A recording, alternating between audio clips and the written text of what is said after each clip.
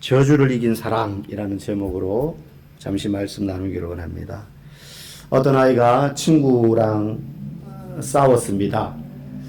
저녁에 잠자리에 들기 전에 그 주일날 전도사님이 하신 설교 말씀이 생각났어요. 원수를 사랑하고 용서하라. 이쪽 뺨을 맞으면 이쪽 뺨까지 돌려대라. 하필 그때 그 설교가 생각이 났습니다. 아직 분이 삭혀지지 않았어요. 뺨을 돌려대기는커녕 가서 양싸다구를 날려주고 싶은데 이제 설교가 생각나니까 이 아이가 자기 전에 하나님께 기도합니다. 윗입술을 꽉 깨물면서 하나님 제 친구를 용서해 주세요. 근데 그렇게 기도를 도저히 못 끝내겠는 거예요. 그래서 뒤에 덧붙입니다. 그런데 오늘 말고 내일 용서해 주세요. 오늘 밤까지는 벌 좀 주세요. 이렇게 기도를 했다고 합니다. 근데 이 아이의 마음이 어쩌면 인생을 살아가면서 억울한 일을 당하고 또 모함을 당하고 누군가에게 공격을 받고 핍박을 받을 때 우리 안에 생기는 마음과 크게 다르지 않을 것 같아요. 누군가 나에게 그런 위해를 가하면 저 인간도 나처럼 당했으면 좋겠어. 하나님이 아신다면 나의 억울함을 보시고 가서 나 대신 벌을 좀 주셨으면 좋겠어. 차마 이 아이처럼 내일 용서해 주시고 오늘 밤까지는 걔 벌 주세요. 이렇게까지 우리가 기도를 하지는 못한다 할지라도 그런 마음이 우리 안에 조금은 아마 들 거라고 생각합니다. 내가 당한 만큼 그 사람도 똑같이 당해봤으면 좋겠다. 그런데 오늘 우리가 읽은 이 시편 109편의 저자인 다윗은 어쩌면 우리가 그런 마음이 들어도 차마 함부로 그렇게 기도하지는 못할 내용을 기도로 내뱉고 있습니다. 오늘 우리가 31절까지 읽었지만 한 줄로 줄이면 다윗의 기도는 이런 거예요. 하나님 저 인간 망하게 해주세요. 하나님 저 인간 중간중간에 여러 표현이 나와요. 제명에 못 살게 해주세요. 일찍 죽게 해달라는 거예요. 그래서 그의 아내는 과부가 되고 그의 자녀들은 유리방황하며 구걸하는 거지가 되게 해주세요. 그의 재산은 악한 자들이 와서 다 빼앗아가게 해주세요. 그리고 그렇게 불쌍하게 된 사람을 바라보며 아무도 그에게 자비와 긍휼을 베풀지 않게 해주세요. 한마디로 그냥 완전히 망하게 해달라. 하여튼 저주에 저주를 더한 그런 기도를 다윗이 지금 하고 있는 거예요. 우리보다 더 심하죠. 그런데 사실 전반적인 내용은 그렇지만 마지막에 가서 다윗의 기도는 좀 바뀝니다. 오늘 그걸 살펴보기를 원하는데 방금 말씀드린 것처럼 이 시는 일명 제목이 저주시입니다. 시편에 보면 탄원하는 시도 나오고 탄원이란 말은 자신의 형편을 하나님 앞에 알아주십시오 하면서 아뢰는 거죠. 자기의 궁핍과 필요를 채워달라고 구하는 거죠. 그런 탄원시 그리고 찬양과 경배하는 시 또 성전에 올라가면서 부르는 노래 이런 것들이 많이 나오죠. 근데 이 시는 저주시예요. 저주시. 어떤 누군가를 아니면 어떤 나라를 대상으로 하는 건데 본문에는 그가 제명에 못 살게 해주시고 악한 자들이 와서 재산 다 빼앗아가게 해주시고 그의 아내는 과부가 되고 그의 자녀들은 거지가 되게 해주시고 그런데 그가 누군지는 사실 본문에 구체적으로 언급이 안 되어 있기 때문에 알 수는 없지만 많은 신학자들은 둘 중에 하나다. 성경에 나타난 다윗의 일생을 볼 때 다윗이 이렇게 저주할 만큼 고통 가운데 빠지게 했던 대상은 두 명밖에 없다. 첫째는 다윗이 왕되기 전에 사울. 그를 쫓아다니면서 죽이려고 추적대를 보내고 눈앞에서 죽이려고 창을 던지고 몇 번이나 암살을 시도했던 그 사울. 그 사울을 상정하면서 다윗이 이 시를 썼을 거야 라고 생각하기도 하고 또 어떤 학자들은 아니야 왕되고 난 다음에 다윗을 그렇게 고통 가운데 있게 했던 괴롭혔던 그의 아들 압살롬을 생각하며 이렇게 시를 썼을 거야. 어느 누구라도 상관은 없습니다. 사울이든지 압살롬이든지 어쨌든 이 시는 사울이든 압살롬이든 어떤 공통점이 있느냐? 자신을 향해 거짓을 행하고 배신과 모함으로 다윗을 공격했던 그 사람들은 공통적으로 다윗 곁에 있었던 사람들. 다윗을 사랑했던 사람. 다윗 곁에서 다윗의 마음을 이해해 줄 거라 생각했던 그 사람. 사울도 처음에는 그랬거든요. 자기 아들 압살롬은 말할 것도 없겠죠. 그런 사람들이 다윗에게서 등을 돌려서 거짓말을 하고 배신을 하고 모함하면서 다윗을 공격했던 누군가를 향하여 적대감을 표출하면서 배신감에 치를 떨면서 지금 이 시를 쓰고 있다는 거예요. 그래서 우리는 이 시를 잘못 이해하면 다윗의 어떤 개인적인 원한에 대해서 다윗이 막 자기를 괴롭혔던 그 개인적인 원한 감정에 사로잡혀서 이 시를 썼다라고 이해하기 쉽습니다. 그런데 사실 이 시는요, 그저 다윗의 개인적인 원한 감정을 드러내면서 저주하는 시가 아니라 그런 악한 이들에 대한 처분을 하나님께 맡겨서 하나님의 통치와 공의와 다스림이 드러나기를 원하는 그런 의도로 쓰여진 시다라는 사실을 우리는 기억해야 돼요. 그래서 우리는 이 시를 읽으면서 그리스도인이 나를 괴롭히고 힘들게 하는 사람들, 원수까지는 아니더라도 그런 사람들에 대해서 우리는 어떤 태도를 취해야 될 것인지, 그리고 하나님에 대해서는 그 문제에 대하여 어떻게 바라봐야 되는지, 그 문제를 하나님 앞에 어떻게 가지고 나가야 되는지, 그런 성경적인 시각을 우리에게 가르쳐 주고 있어요. 짧게 세 가지를 우리가 살펴볼 수 있는데요. 첫 번째는 다윗은 지금 자신의 그런 극악한 처지를 하나님께 토로했다는 거예요. 우리 얼마든지 한탄할 수 있습니다. 시험에 떨어지거나 억울한 일을 당하거나 그러면 막 그 사람 욕하면서 비난할 수 있습니다. 그런데 그냥 허공을 향해서 아니면 그 사람 얼굴을 떠올리면서 그에게 예를 들면 뭐 집에다가 인형 놔두고 막 때리면서 그놈의 이름 부르면서 욕할 수 있죠. 근데 그렇게 하고 마는 게 아니라 하나님께 결국은 어떤 감정이라도 다 털어놓았다는 거예요. 정말 내가 그 사람 때문에 힘듭니다. 근데 그걸 하나님께 이야기했다는 거죠. 우리 9절 10절 말씀 우리 화면을 보시면서 한번 읽어볼까요? 시작. 그의 자녀는 고아가 되고 그의 아내는 과부가 되며 그의 자녀들은 유리하며 구걸하고 그들의 황폐한 집을 떠나 빌어먹게 하소서. 유리하다는 말은 떠돌아다니라는 거예요. 거지되라는 거죠. 구걸하고 빌어먹게 하라. 무시무시한 저주 아닙니까? 그런데 중요한 것은 하나님, 내가 그 인간 그렇게 만들고 말겠습니다. 내가 보복할 수 있는 힘을 주십시오. 이렇게 기도한 게 아니라 하나님께 처분을 맡겼다는 거예요. 그 말 속에는 하나님이 이렇게 안 할 수도 있다는 걸 상정하고 하는 거예요. 나는 하나님이 이렇게 해주셨으면 좋겠어요. 그런데 하나님 뜻에 맡깁니다. 하나님께 처분을 맡겼다는 거예요. 내가 그놈들을 그렇게 만들겠다는 게 아니라 그놈들을 그렇게 망하도록 만들 수 있는 힘을 달라는 게 아니라 하나님이 대신 갚아주십시오. 하나님 대신 갚아주십시오. 그래도 사실 이런 표현들을 그대로 우리가 받아들이기에는 야, 그래도 그렇지 이렇게 악랄한 저주의 기도를 할 수 있을까? 저도 뭐 이제 인생의 절반 이상을 살았다고 하지만 뭐 미워할 만한 사람도 있었고 다시는 안 만나고 싶다. 뭐 그런 사람도 있죠. 뭐 원수까지는 아니더라도 나를 힘들게 했던 그런 사람들이 있죠. 근데 암만 그래도 그 인간 하나님 이렇게 되게 해주세요. 이렇게 기도해 본 적은 없거든요. 이런 기도를 해야겠다는 마음도 먹은 적은 없고. 예. 다윗은 그런데 이렇게 하고 있어요. 얼마나. 근데 실제 다윗처럼 막 목숨을 노리면서 죽이려고 했던 그런 사람들을 우리가 만나기는 쉽지 않으니까 이 다윗의 마음을 우리는 사실 다 이해할 수는 없어요.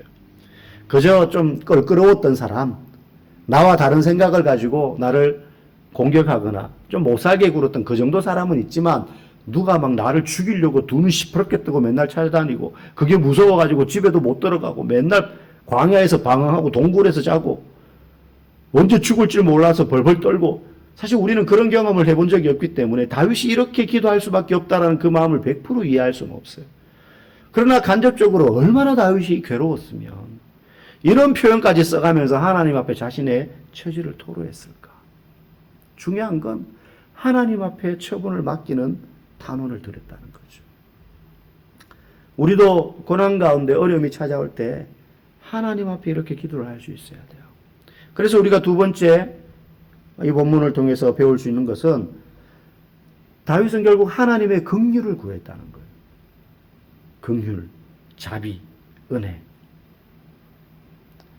그래서 마지막 부분에 보면 다윗이 이렇게 기도할 수밖에 없었던 이유를 스스로 이야기합니다. 우리 22절에서 25절 말씀 같이 보겠습니다. 읽겠습니다. 나 가난하고 궁핍하여 나의 중심이 상함이니이다. 나는 석양 그림자같이 지나가고 또 메뚜기같이 불려가오며 금식함으로 내 무릎이 흔들리고 내 육체는 수쳐가오며 나는 또 그들의 비방거리라. 그들이 나를 보면 머리를 흔드나이다. 이게 지금 무슨 표현이냐면 내가 지금 이런 상태라는 거죠. 뭐 여러 가지 표현이 나오지만 내가 너무 연약해요. 내가 너무 힘이 없어요. 내가 원수들이 여기 보면 그런 표현이 나와요. 그들의 비방거리가 되었어요. 그들이 나를 보면 머리를 흔듭니다. 이게 어떤 장면이냐면 으이그 하면서 조롱하는 거예요. 고개를 흔들면서 네가 뭐 하겠어. 우리가 이렇게 너를 놀리고 너를 조롱하고 너를 죽이려고 이렇게 하는데 네가 할 수 있는 게 뭐야? 그러고 공격한다는 거예요. 그래서 내 무릎이 흔들리고 제대로 먹지도 못했던 거죠. 내 육체가 수쳐가며 배상 말랐다는 겁니다. 네. 석양 그림자같이 지나간다. 메뚜기같이 불려간다. 바람 따라. 아무 힘도 없다는 겁니다. 지금 다윗이 왜 이런 이야기를 합니까? 하나님 내게 은혜 좀 베풀어 주세요. 내가 저놈들 때문에 너무 괴로워서 못 살겠어요. 그걸 이렇게 시적으로 표현한 거예요. 우리는 힘들면 하나님 죽겠습니다 이러고 마는데 다윗은 이걸 이렇게 표현한 거예요. 그 당시의 정서에 의해서. 하나님께 긍휼을 구하고 있습니다. 하나님 너무너무 힘듭니다. 밥도 제대로 못 먹어서 바싹 말랐습니다. 그들이 저만 보면 비웃고 조롱합니다. 우리가 이런다고 네가 우리한테 뭐 대적이나 할 수 있니? 그러니 하나님 원수를 갚고 싶어도 내가 힘이 없습니다. 그러니 하나님 나를 불쌍히 여기십시오. 보십시오. 원수를 갚을 힘이 없어요. 내가 불쌍히 여김을 받아야 되는데 누구밖에 의지할 데가 없어요. 하나님밖에 없는 거예요. 이런 기도는 할 수 있잖아요. 그렇지? 내가 저 사람을 어떻게 하겠다는 게 아닙니다. 다윗이 하나님 그렇게 해줬으면 좋겠어요 라고 말하지만 자기는 그럴 힘이 없어서 그러는 거예요. 성도가 억울한 일을 당하고 그것 때문에 잠도 못 자고 괴로운 날을 보낼 때 누구에게 이 일을 다 아뢰는가? 우리의 있는 감정을 그대로 여과 없이 이 다윗의 기도처럼 하나님 제가 그 인간 때문에 미치겠습니다. 같은 하늘 아래 못 살 것 같아요. 나를 죽이든지 저 인간을 죽이든지 뭐 이런 식의 표현이겠죠. 쉽게 말하면 오늘날 우리식으로 말하면 이런 일을 하나님 아버지 앞에 그분이 우리의 아버지가 되기 때문에 사람 부모는 우리가 어떤 말을 다 해도 그대로 다 받아주지 못할 수 있어요. 부모도 인간인지라 오히려 우리를 경책하고 꾸짖을 수 있겠죠. 네가 똑바로 했어봐 뭐 이런 말을 할 수도 있습니다. 사람은. 근데 하나님은 다 받아주세요. 하나님은 다 들어주세요. 하나님은 그 기도를 들으시는 분이에요. 그래서 성도는 우리의 고난과 시련, 억울함을 하나님 아버지께 이 다윗처럼 토로하며 긍휼을 구해야 되는 것입니다. 긍휼을 구해야 되는 것입니다. 우리의 약함을 인정하고 하나님 보살펴달라고, 하나님 불쌍히 여겨달라고. 마지막으로 다윗의 이 기도는요, 그 대상이 아까 말씀드린 것처럼 사울이든 압살롬이든 공통점이 있다 그랬죠. 가장 가까운 동료, 가족, 믿었던 사람들이 자신에게 등을 돌리고 심지어 공격했다는 거예요. 그래서 하나님께 지금 토로하고 있는 것 아니겠습니까? 만약에 여러분들이 이 정도의 다윗 정도의 상황에 직면하면 어떻게 하시겠습니까? 그냥 잊어버리고 말 정도의 사람이 아니라 다윗처럼 쫓아다니면서 나를 해치려고 하는 사람이 있다.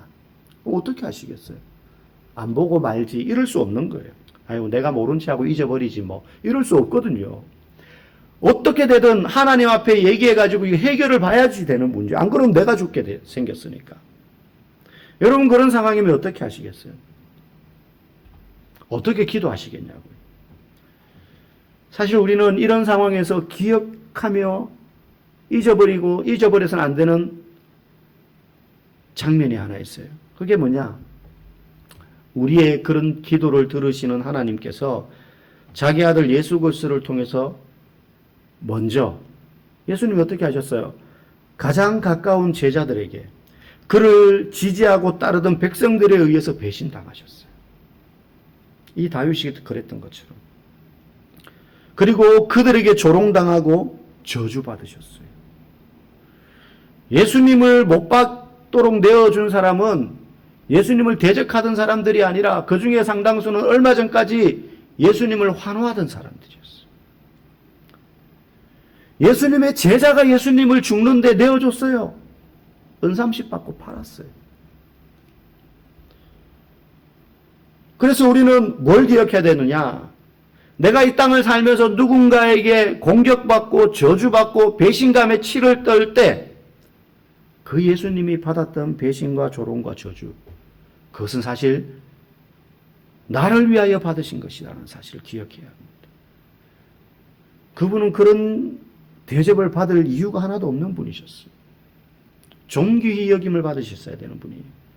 그럼에도 불구하고 저항하지 않고 그런 자리인 줄 알고 가셨어요. 왜? 이유가 있어요.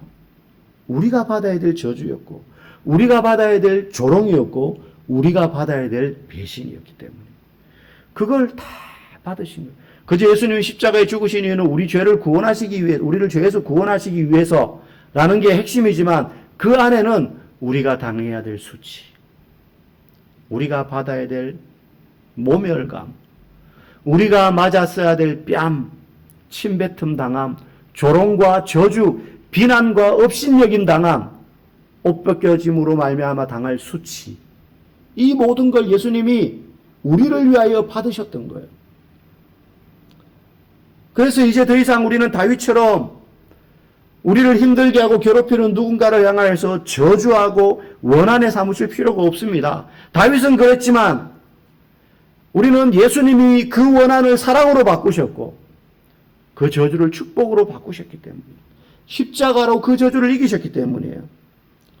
그러므로 살면서 여러분을 힘들게 하는 문제 아니면 괴롭히는 사람이 있을 때 여러분의 마음을 그 사람을 향하지 말고 예수님을 향해 보십시오.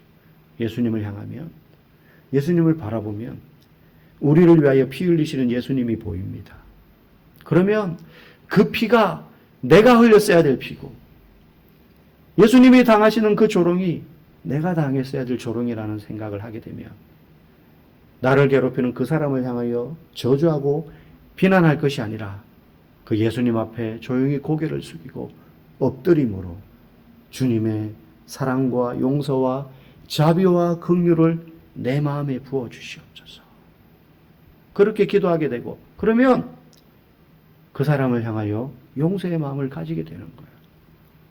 저와 여러분들이 사랑과 평안으로 저주가 아니라 그 누군가를 향하여 중보하며 기도함으로 그를 도울 수 있는 그러한 복된 성도들, 사랑이 충만한 성도들 될 수 있기를 주님의 이름으로 간절히 축복합니다. 함께 말씀을